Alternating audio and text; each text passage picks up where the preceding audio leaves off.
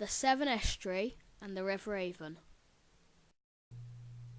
I chose the Severn Estuary and the River Avon because they are close to home and I was able to visit and take pictures myself. As well as researching on the internet, I was able to go there myself to find out information. I hope you enjoy the research I have done. The source of the River Avon is at Acton Turville in Gloucestershire. The river is 75 miles long and the mouth of the river is at Avonmouth, where it flows into the Severn Estuary.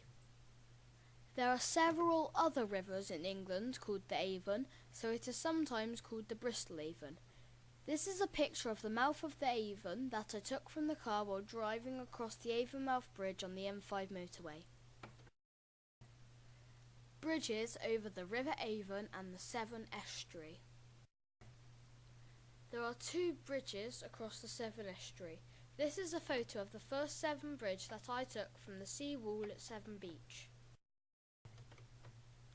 This is a picture that I took of the entrance to the Severn Bridge while standing on the footpath that runs across the rooftops of the toll booths on the Ost side.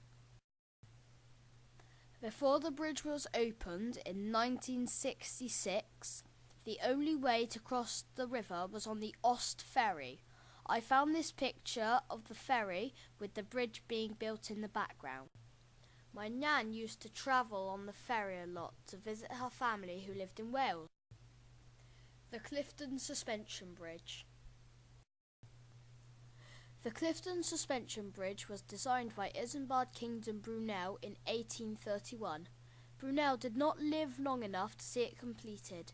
It was finished in 1864. That means it has been open for 147 years. This is a picture that I took from the Cumberland Basin. The height of the road above the water is 245 feet. The span between the 2 towers is 702 feet and the towers are 86 feet high. This is what it looks like to drive across the bridge at night.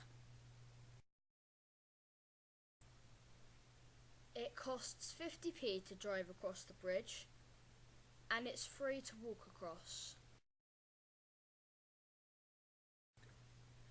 Records show that 2 men were killed during the construction of the bridge, but no one knows who they were or how they died.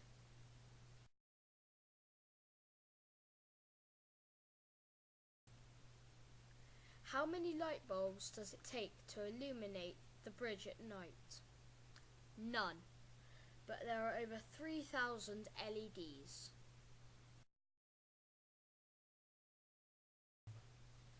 To find out more about the Avon and the Severn Estuary, I spoke to my great-uncle Les Baird.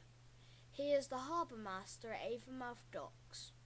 When he came to see me, he brought a map that he found in an old storeroom. It was going to be thrown away, but he has found out that it is around 321 years old.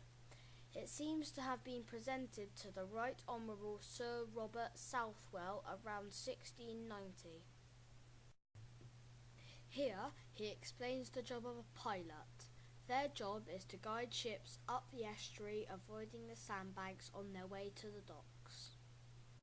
Pilot is a man who goes out in the sea and comes aboard the boat, and he's got a lot of knowledge of the local area, so he directs the ship which way to go. So he avoids sandbanks. And plus the fact that the sea run by us is very, very dangerous. There's a lot of different currents because you've got 2 rivers. You've got the Severn comes down that way from the north, which meets up with the Avon that way, okay? And then constantly you get lots of tides that eddy and turn. So if you ever find the river in the sea out by Porter's Head, something like that, then it's quite likely you could drown because it's quite dangerous. Brought this in, it's a really old map. That's where the River Avon goes. See all these are all sandbanks. So when a ship's coming up, a pilot will tell them where the sandbanks are and he'll guide them through all the sandbanks until they get in the river. Also, when they leave the dock, he gets on board there and he'll bring them all the way down to a place called Breaksea, which is about 2 hours journey down the channel, and then he'll get off and he'll go over to Barry and to pick up his car and come back over the river. So that's his job, to guide him up the river, because he knows all the places where there's shallow water and he avoids it then. There is a medieval myth about how the Avon Gorge was created. Two giant brothers, Gorham and Vincent, were trying to impress a girl called Ivana by draining a great lake. Gorham got drunk and fell asleep in the giant's armchair at Blaise Castle. When he woke up, Vincent had won Ivana's hand. Gorham was so angry, he stamped his foot and created the giant's footprint at Blaise Castle. Then he threw himself into the Bristol Channel and drowned. The islands of Flatholme and Steepholme are said to be his head and shoulders sticking out of the water.